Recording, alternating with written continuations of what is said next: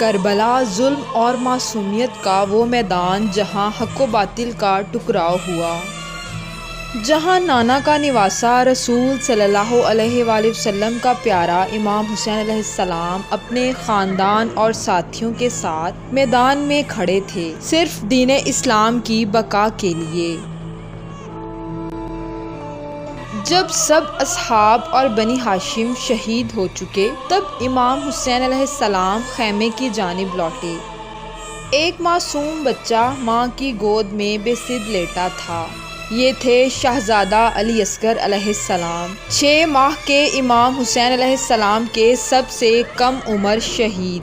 امام حسین علیہ السلام نے ننھے علی اصغر کو اٹھایا اور میدان کی طرف بڑھے۔ نہ تلوار تھی نہ نیزہ، صرف ایک فریاد تھی، اے لشکر یزید، اگر مجھ پر رحم نہیں کرتے تو اس معصوم پر رحم کرو جو پیاس سے تڑپ رہا ہے، اسے پانی دے دو۔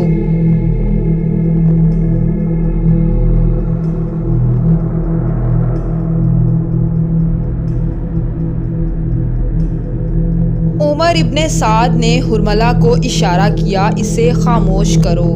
حرملہ نے 3 نوک والا زہریلا تیر چلایا۔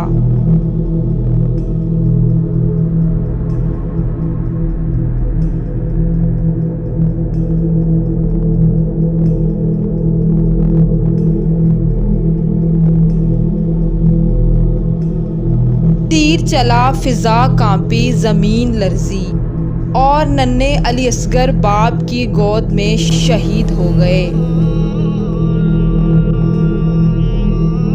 تیر نے گلے کو چیر دیا، خون چھلنے لگا۔ یہ وہ لمحہ تھا جب صبر کی انتہا بھی رو پڑی۔